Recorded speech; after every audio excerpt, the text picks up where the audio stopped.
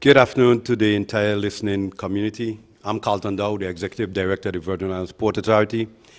We just concluded a forum segment, and the folks in a few minutes will be going on to view the facilities. But before we get started, I want to introduce who is here with me. To my immediate left is Mr. Larry Belinsky. That's one of the consultants from FRASCA for our airport 3P project that we're discussing. To my left is Commissioner of Tourism, Mr. Joseph Bushelti. And of course, to my immediate right is the Governor of the Virgin Islands, Governor Albert Brand. So we're here to take questions from the media so that we could continue to inform and explain and express to the public why we're doing this and what to expect as we go forward. All right. Consortium. A few quick questions. John, first of all, you had the conference a while ago, but what is the interest level, and are you at all certain that this is actually going to happen, the modernizations of the airports? Thank you for the question.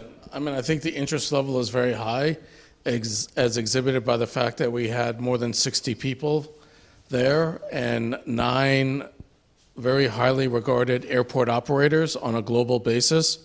We had prospective interest from Europe, Mexico, the United States, and Canada.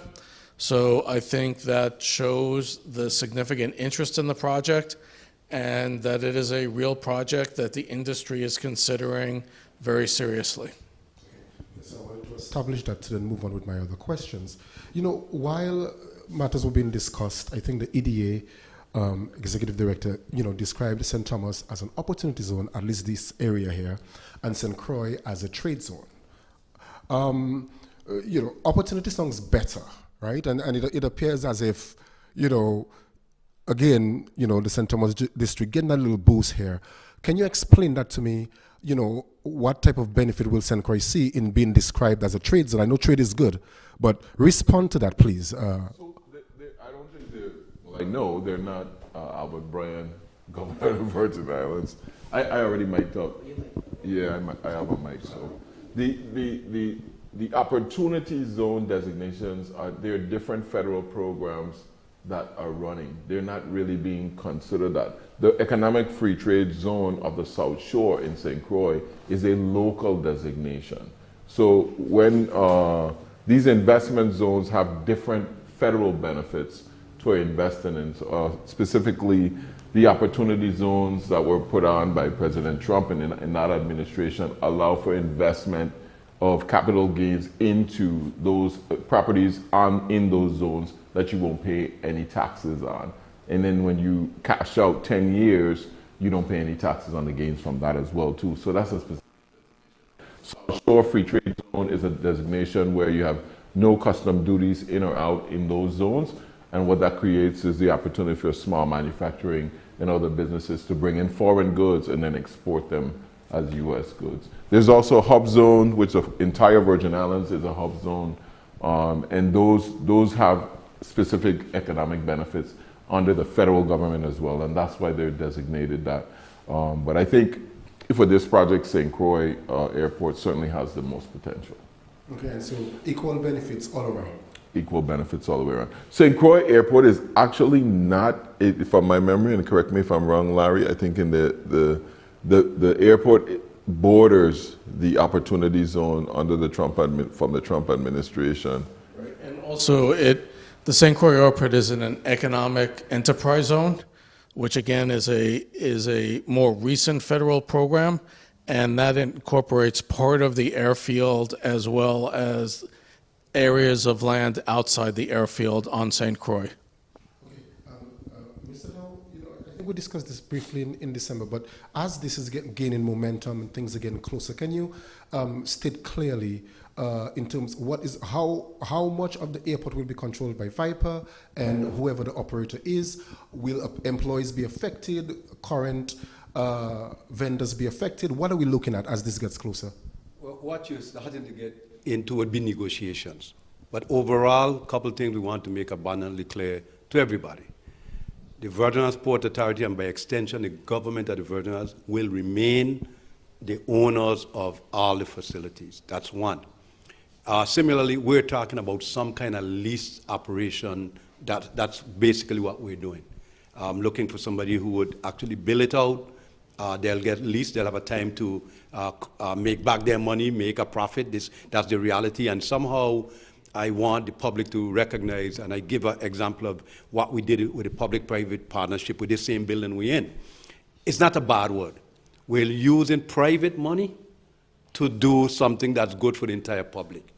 And that investor, whoever those investors might be, they have an opportunity to make money, make a profit. And likewise, at the end of the day, all the property, all improvements are owned and continue to be owned by the government. Now, we've met with all our employees, and that's a logical thing, but the airports still have to operate. That's what we need to understand, but it's the growth that where we're going to be having more employment. In some of these P3, P3 that was done in other jurisdictions, some employees had an option. Some employees decided, you know what, maybe I have 20 some odd years working here. I want to move on. Let me cash out. Let me get my retirement. Let me go work for this private company. With the experiences that they have, no one is going to walk into this airport and know where every nut, bolt, or screw is. So most of the employees, they're going to be looking at the same pool of employees. So we're just talking about people have the opportunity for the investment, and we don't expect that they'll be, the Port Authority don't have no plan to terminate employees wholesale. That's not even intent. One of the things when I made it abundantly clear to Larry and anybody that we're talking about, Larry being our consultants, yes, we are going to negotiate, but we have some lines drawn. For example, there must be a serious level of local participation in any concession operation that's going on. That must be upfront and tantamount to whatever we're going to do. So there will be the local participation, and the employment situation, they're going to have to adhere. The Port Authority still would have a governing body, which is important because there'll be some levels of, before they could do X, the Port Authority board still have to weigh in. So to the extent that these things continue to come up, some of it is in the weeds of what we're going to ultimately be able to negotiate. I think that key to Ernest that we almost understand is like we're adding hundreds of millions of dollars, first of all, in construction. That needs more jobs. You're going to have an airport under construction for a considerable amount of time, which is going to need a lot of support, supplies, materials, people. When you're done, you're going to have a bigger airport. So that needs more jobs. You're probably going to get a private sector investor that has deep pockets, that wants to do things more than just develop the main facility.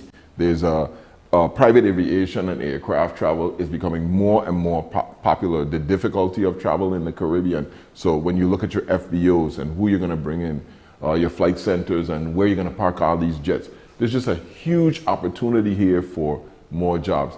Coupled with that, all of this is taking place in the midst of the recovery and a burgeoning tourism sector. I didn't mention today, but I mean, during COVID especially, but any Christmas time, this looks like a jet sail lot.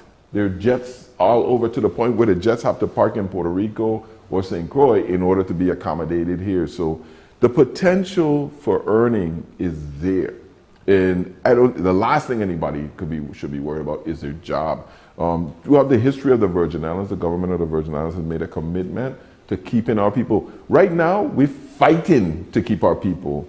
I ain't gonna name any perpetrators, but there's certain businesses that are opening now and raiding all of our government employees. So we're trying to keep pace with keeping people, and that's what we're more concerned with right now, keeping people rather than letting people go. So. Good afternoon, gentlemen. My name is Judy Schimmel. I'm a reporter. I write for the Virgin Islands Source. I also write for the St. Croix Avis newspaper. This event this morning was described as an industry forum. I'm not familiar with that kind of an event, but I imagine that you are. Could you explain for our listeners and our viewers exactly what an industry forum is and how does it serve the public and the private interest? So an industry forum is typical in the 3P process of the public-private partnership, and basically it provides members of the industry, and when I say industry, I mean the aviation industry, whether it's airport operators, airport terminal developers, contractors were here today, architects, there were investment bankers that were here, and it provides an opportunity for that industry that is not necessarily familiar with St. Thomas and St. Croix airports, the opportunity to view them and to start their creative thinking in what is the potential that can be done at these airports. It helps them to make a decision as if they are going to submit a statement of qualification. So again, it's the first step in that last P, which is partnership, where they get to hear the support and the interest of the government and the officials down here in the U.S. Virgin Islands in this project, which is critically important because remember, not only are they going to be investing hundreds of millions of dollars in these airports over time, the cost to pursue this opportunity can cost upwards to $1 million for a project like this. So they may be investing because they will have to be creating designs and elements like that as we move into the RFP process. So it's really the first introduction of the industry and the people I've outlined with the government and to see the airports. I think that's an important point to delineate as well, Larry, that $1 million that they're going to be putting up, that's before they get anything. That's just to participate. So the breadth of what we're doing here, I myself was surprised to find that a lot of these people are not teams. They are people who represent one facet of a team, and they're coming to this to meet other people who they may join up with in order to create partnerships to go after this. Because I guess that's why, because it's so expensive. Right. I mean, it's expensive because when we ultimately make the decision as to who is going to be the preferred proposer recommended to the VIPA Board of Governors, we need to make that decision based on understanding their vision of the private sector's vision for the airports, both from a capital investment perspective and a business perspective and operational perspective. So in order to do that, they are going to have to engage experts like architects and contractors to lay out their design plans, what those phases of those plans are, and to start to understand what the cost will be to develop down here on the Virgin Islands, because as you all know, developing here is very different than the States with respect to costs, and all that goes into their calculation as they submit their ultimate bid. In a way, what you're saying is that anyone who decides that they're going to go forward on the bid is basically taking $1 million gamble that their particular group will be chosen to go forward on this project with no guarantees. Yes. And that's not true. I think that's an important subject, Judy, because that's not only true on the airport side, that's true on the hospital side, on the school side, that when these bidders make these bids, it's not like as easy. It's very expensive for them to participate. So getting the right set of bidders, narrowing the field, making sure that we have the right people bidding on a job is very important, and I think that's the structure that we're using to lead us to success. Yeah, if I could just add that, an added benefit to the industry forum is awareness for our tourism product. Symbiotic portion of the relationship is airlift and hotel inventory. And by having a program like this be announced to the world that the USVI is investing hundreds of millions of dollars in our product, which is going to create interest when we go speak to hoteliers as well as airlines to tell them, look, you know, as you continue to look at the landscape in the Caribbean, the United States Virgin Islands is making moves with significant investment, and this forum today provides that medium for us to share with our stakeholders. And just when I threw out that $1 million number, I mean, they could be spending up to that amount. It could be less. That's just based on experience, what an investing team, what bidding team could spend on an opportunity like this. Good afternoon, Sheldon Turnbull, 107.9 FM The Vibe. Now, one of the most interesting things I heard, and this is just from knowledge of the airport and what was being said, talked about the runway on St. Croix and the length of this runway and able to land any plane basically in the world. But an interesting part, and I would like to see how you guys expound on that a little bit, when you spoke about the additional properties, because many people just look at the fence line for the airport, not recognizing the properties outside of that. And now, as Commissioner Boshelta just referenced, you're talking about somebody developing an airport, but having those properties outside in close proximity, you could also do hotels. What has been the mindset, if any, that you guys have thought about as it pertains to additional development along with this process? Well, in Cinque in particular, there is some discussion right now about our hotels been going through the process. I think the last little peek I took of it, they were going through some permitting issues in terms of, we had to reach out to the FAA, because I'm glad you asked that, because significant with all of what we're discussing.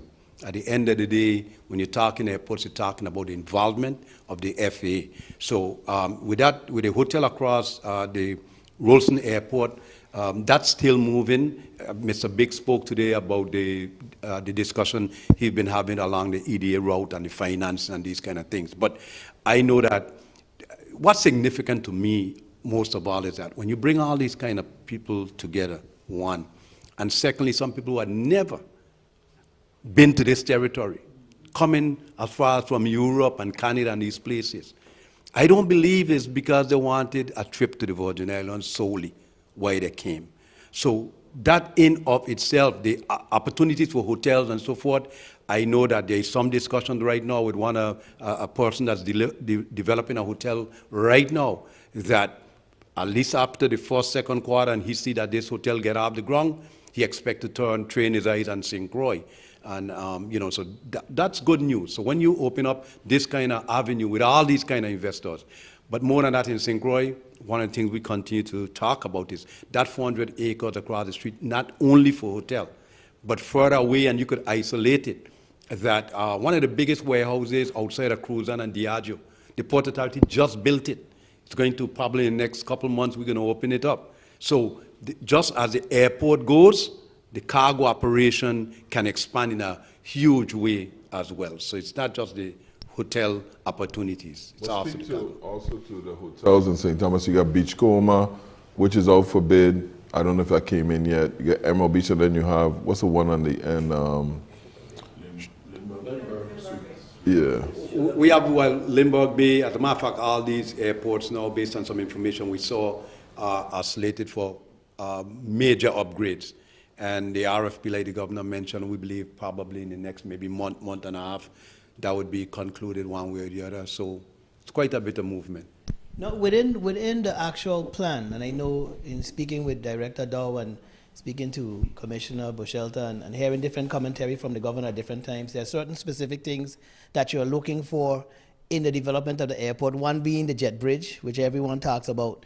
And have you guys put anything specific, as you said, there's a line in the sand. Has there been anything specific that these individuals, these entities that do win must have in place? Now, that we want the creativity of these folks as well. Most of who we are talking to, they have done this in all parts of the world. And we have a unique situation here that folks must come to the airport a minimum of 3 hours in advance. That opens up serious opportunity from not just the concession standpoint, shopping. There's some people, the governor said he loves to hit the Miami shopping thing when in the airport, but shopping, there might be opportunities. There was way back, God bless him, Derek Hodge. Prior to his passing, there was a whole big move and using some part of the airport for gaming opportunities. So we have 3 hours. 3 hours we have them captive. And that's a reason why the governing body and the Port Authority, from the time the top floor of the King Airport became vacated, people have come to us and said, I want to put something up there. We refrained from doing that because we wanted that entire area to be emptied so that folks who come in to have a discussion could have the opportunity to develop, whether it's stores, restaurant, just name it, people from shoe shining, for, whatever you see on any other airport. But we know food. And I think, lastly, they had one of the new people that went in on the airport, King Airport, who have a little, they were doing a little wine and coffee kind of operation. They started out bringing some, and as simple as this may seem to some, we invited them to start to use some local folks. They have a gentleman, you guys call him the mass man.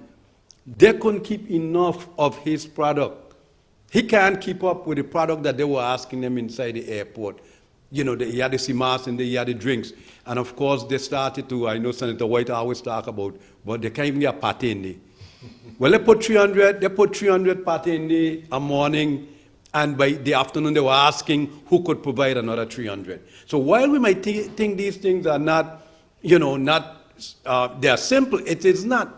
And that's what part of what we sell. So anything that we do there must be some kind of local restaurant. You should be able to get some boiled fish and fungi in our airport. You should be able to get some green banana someplace in our airport, because that's what identifies us and separates us sometimes from the rest. The hamburgers know how it's come. Yeah, I just want to support again what Mr. Dow, Executive Director Dow, is saying. One of the things that we try to continue to sell is the experience.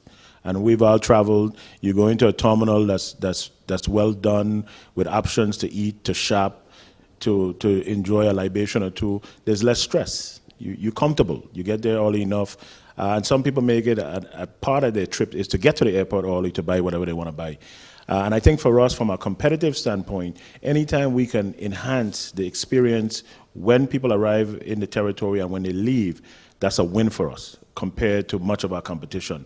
So I look forward to the project bringing these kind of options. And we have already seen the Port Authority implement some of them in our departure lounge in St. Thomas and St. Croix already. And we already see the appreciation in travelers. So this is just the next step for us to make that improvement along the lines of visitors when they come in. You know, Sheldon, I just want to also mention when we talk about stuff inside the airports, and I like how all of the governors kind of wrap it around with the EDC and all of that. You know why?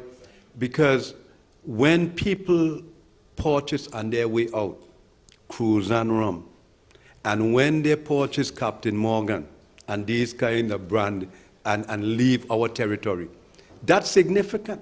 Because as they go outside the territory, these spirits become so popular and more popular. And all of us should know by now, especially folks in the GRS system, how critical that alcohol that leaves this territory and sells in the mainland, how important that is to even our being. Lastly, I think that what we discount all the time is duty free. I mean, when we shop in the Virgin Islands, we don't even think about it. But as soon as we go to the States, you know, everybody's had the experience where they walk up with this, how much for it? It's $100. And they come and they say, no, it's $100 and $109.10. And you'd be like, well, oh yeah, taxes, right? We say duty free all the time, but I think we really need to get in the habit of saying we're in a tax-free zone. And people, you know, it may not mean as much to you when you're buying a soda or you're buying a little thing from a store, but when you're buying a $10,000 Rolex on Main Street or in our airport, that's a huge difference. There's tremendous, when you go to Miami, there's duty-free stores every other gate selling products, cigars, liquor, perfume. We need to be doing the same thing when people get in here, reminding them that, hey, you're taking this product tax-free. That's an incredible savings. So you're at a 9-10% saving on any purchase, major purchase in the Virgin Islands. I set my rule for 3 questions, so this is my third and final. When you made your comments, Governor, you referenced all the different things that are happening in the territory. And it seemed to, as I looked through the audience, it seemed to kind of catch the attention of those who may be investing, because as Commissioner Boshelter said, all of these things enhance their opportunity for, and let's be real, making their money back and then some. Because at the end of the day, it's a financial gain or financial risk that they're taking to get a return. So I heard when you made all the references of things that are happening and the projects that are going to be taking place, indicating the monies that are coming into the territory. You feel, and to Mr. Zelinsky, do you feel that is going to be an extra little kick to get those individuals to make that step? Absolutely.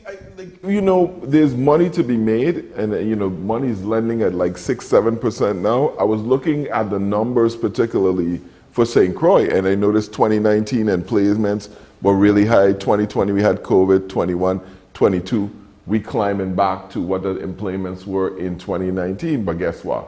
The refinery's closed. Them employments in 2019 were people traveling from Louisiana to build the refinery. We almost to that level now, and we don't have any refinery open. So that means that tourists, guests have taken a considerable jump in terms of coming to St. Croix and enjoying what we have in St. Croix.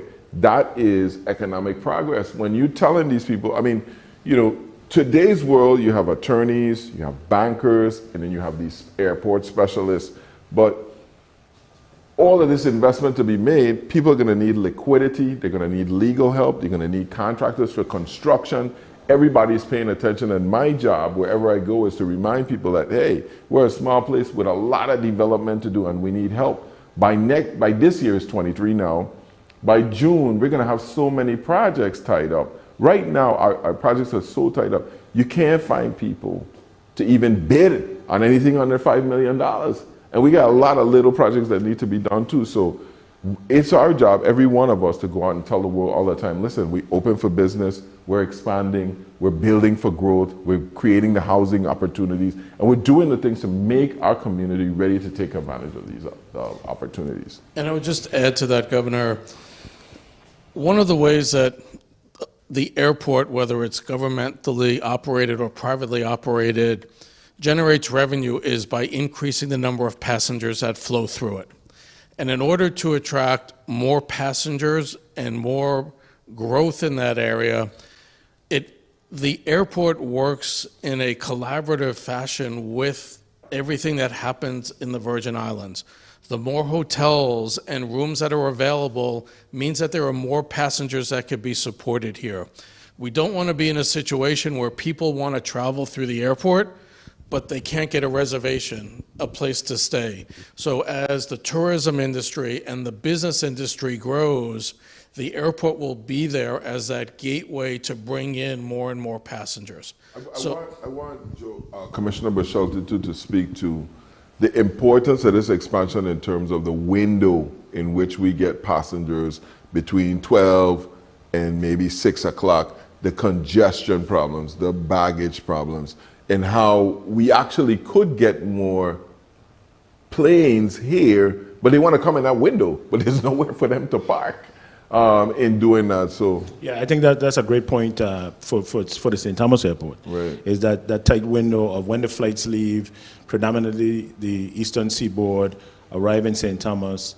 And one of the things that many of us sometimes overlook is that all of these jets coming in, they're doing a turn, most of them within 1 hour. So there's a tight window for that asset to get back to the mainland and move to other places. And all of them have in mind the same thing. We need to, and most of them, and we learn from Southwest why most of them do have a hub system, right? They all fly most of the passengers into the hub city, and then the hub city takes them into the destination, and they return back to the hub city and then go back to the places. So there's a tight window to make the connections into whatever that destination is, whether it's JFK, Atlanta, Miami, et cetera, to get to the USVI and then turn around and get back, and then have those passengers that are on connect to get where they're going. So it's not just back to those main airports. And I think one of the things that this expansion does, which is why I'm very optimistic and pleased with the process, is it allows us to increase capacity, which then allows that extra 1 or 2 or 3 flights that come in between 1 and 2, and that extra flight that comes in between 2 and 3. And all of that is revenue for the airport and the partners in terms of head tax and the passengers, but it's also direct revenues for us in the territory, particularly us in tourism, which we receive our funding from the hotel occupancy tax. Of course, once the people move around, then all of us in the community benefit from ground transportation to restaurants, to the activities on the beach. So this particular expansion on both airports is a possibility for us to become not only more competitive in terms of bringing more flights in, but it puts us in a position now where we can be more aggressive, as Larry mentioned, to go out and get the business, right? Because one of the things you don't want to do is overmarket yourself when people call and they're like, I can't find a room. I can't get a room. So that not only hurts you for that particular visitor for that trip, it hurts the destination, because the next time they're going to say is, I'm not going to mess with St. Thomas or St. Croix, I can't get a room. So I think that this puts us in a very competitive position, and I think what it also supports for us, especially from a tourism standpoint, is growth. People invest in growth. So if they see us at the roof of our growth potential, they're not coming. But if they see that there's potential for growth down the line, which is what we saw today in the meeting, in the hang-up, with all those people, they see growth, which means, a higher return on their investment if they do it right. Yeah, I think that you need to hammer that back too in St. Croix, especially where You now have a private sector operator that have a bottom line, have debt to cover, that's interested in bringing as many people through the airport. That's their full-time job. And what you're getting that these people do this for a living all the time. That's all they do. So we're getting an industry expert who's bringing the cash, bringing their experience, and bringing their inventory to St. Croix. And I think that's important for us as we grow and we expand the airport, and then looking at how we could maximize in every inch of the property that we negotiate with them to lease. And I think the commissioner said something very important that we should not just gloss over. Obviously, all passengers to the territory are critical to the tourism business, whether it's cruise or air. But keep in mind, when that air passenger comes in, they're staying multiple days. They're staying in hotels. They're going to restaurants at night. They're going to all the tours. They're taking multiple taxi rides. So while there are revenues generated to the island from the cruise passengers, when you look at it in totality, the air passenger is a critical lifeline to the tourism and restaurant and other businesses shopping here on the island because they're here longer. Well, so two questions I wanted to ask, and I think those are important items as well. I don't think one has been quite addressed yet, especially on St. Croix. So we speak of the issue, and Larry mentioned it as well, the tourism commissioner, of hotels to stay, right? Capacity to have tourists come to St. Croix in particular. And I'm wondering, Governor, I remember the first time we spoke of a hotel. I'm wondering, as a collective, have we done enough to attract? And I'm wondering, have we done enough to attract, say, a hotel? We haven't had a new hotel on St. Croix in a very, very long time, and that is one of the biggest bottlenecks I believe we have. And so that, I believe, is a critical issue for St. Croix. We have an expanded airport, hotels. What's happening? When you look at the problem, the first question is, have we done enough for hotels in St. Croix? Yes.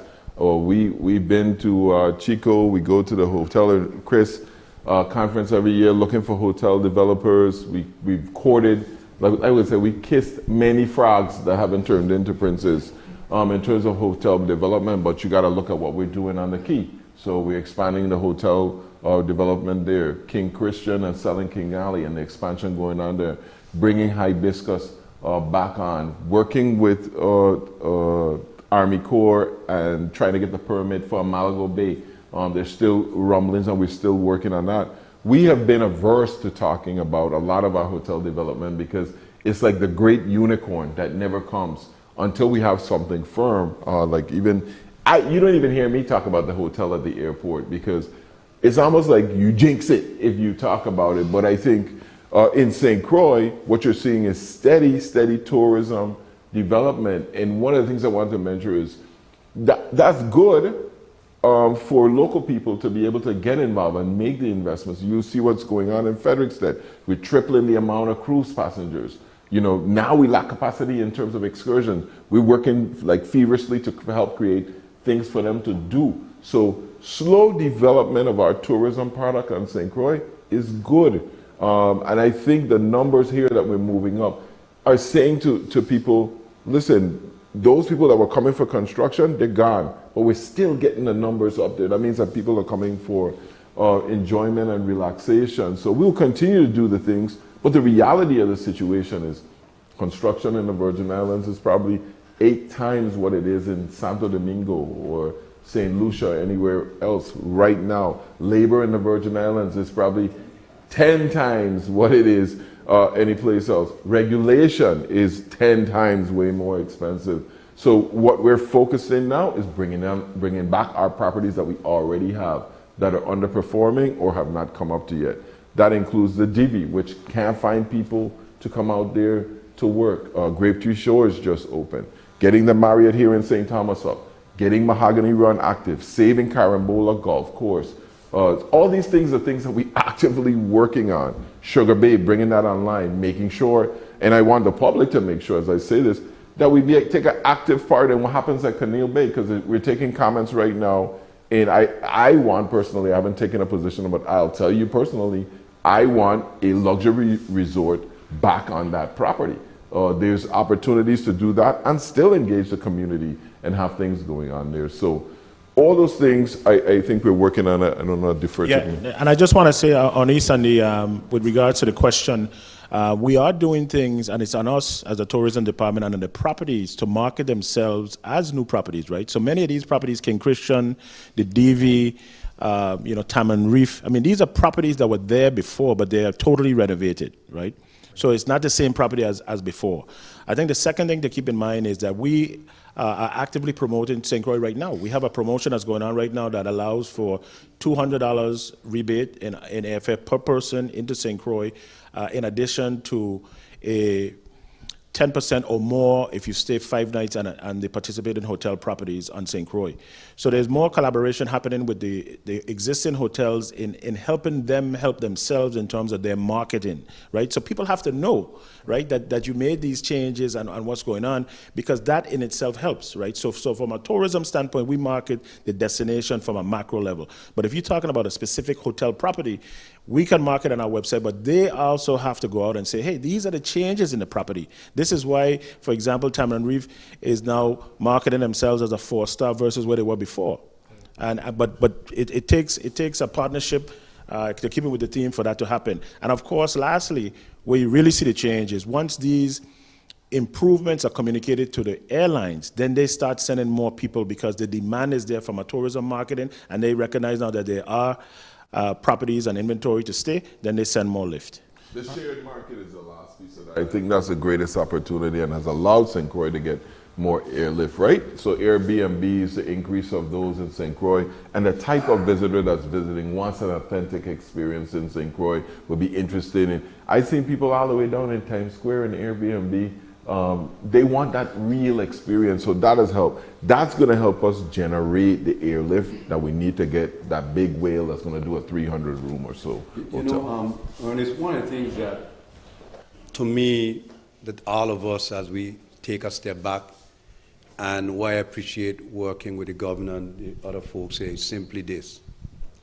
We have to understand these issues that we're talking about or we're dealing with is going to outlive any one of us here, and they're bigger than us individually. And to me, the thing that I continue to look forward to is that we're able to bring all these pieces together regardless. And it's not no egotistical right for nobody. We understand that EDA plays a role, tourism plays a role, clearly the administration plays a critical role, and even, so when you look today, we had a chamber here, both chambers. We've been in contact with the airlines, the hotel association. So when we realize that this is not an I situation, but collectively, so nothing is impossible for us to accomplish. I think the governor and the port, and we had a great day yesterday. And maybe the governor could speak just a little piece. Yesterday was a great day for the territory. And in St. Croix, I laugh because when they have 5 cruise ships in St. Thomas, you know what? Every talk show would light up. Sheldon them in the morning, Mr. Commissioner, all of them would light up. Lord, what I'm to us in St. Croix? 5 of them I got over, we can't get one. Now, 2 ship days in St. Croix happening, and some people say, oh, Jesus, we're sending all these people.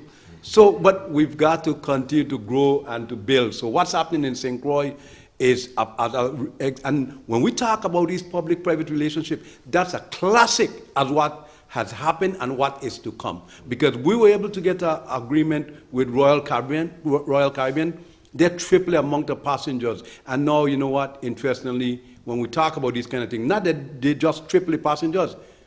When you look, we get a call from Carnival, say, listen, we come in, we're going to make a couple calls in St. Croix. Now we have Virgin Voyages making like regular calls in St. Croix. That was never a part of the 140, that Royal Caribbean thing. But I think yesterday was a great day in terms of the officials that was here from Royal. Well, I mean, it's just, once again, Royal Caribbean committing to our product, cruise product in St. Thomas and St. Croix, and willing to invest in. I don't want to reveal too much, but we're really putting their plans to invest in us, and me reassuring them that no matter what, we're going to be in that commitment. I think key to that is, especially in St. Thomas, is where we're going to establish this berth. I think we've all but abandoned any attempts to put another double berth in the middle of the harbor. That doesn't look like it's going to happen. We're looking at Crown Bay now and developing that area. We're cleaning up Crown Bay. to move some of those facilities over to the other side of the mountain and looking to relocate our people in terms of the mechanic shops and that one and whatnot, doing it in a constructive way that really promotes, you know, good for everybody, win for us, win for them. And it really looks positive. I'm not going to be the way to say, we wanted to let the cat out of the bag, but good things ahead. Prosperity. Could we allow Ms. Schimmel to ask her question? Because truthfully, Larry and myself are going to have to run over to the terminal, those folks. And the good thing is that we speak, those folks are out there throughout our facility. And they're going to be doing the same thing in St. Croix. And that was a logistical nightmare. You see all these folks here? The Port Authority, I'm coming in, I really appreciate the staff I have, because they logistically didn't have the flights. They make it happen. Bulky, we want to thank him very much. Sean Miller, whoever we could have find around to transport all those people you see there tomorrow morning, so that we could do the same thing over in St. Croix. And we in the press want to thank Sorry? you, gentlemen. And we in the press want to thank you, gentlemen, for making yourselves available to answer our questions. And so, having said what you said, Mr. Director, my last question is, what about the tour? What do you expect to do with your prospective developers while you're on the tour? What are the things that you want them to see? What do you want them to think about as they go home and decide whether this is a viable plan for them? One thing I know I want them to see is that they'll see it because they came in last night. They don't have to walk down the stairs whether it was raining or shining. So they will see the need for us to establish those kind of our jet bridges. But more than that, what they will go and see is an empty shell of see the opportunity for them to invest and make a fair rate of return, while the government of the Virgin Islands and the Port Authority still continue, and I want to underscore, to be the owners of all these properties. Thank you. Thank you. We're good. Thank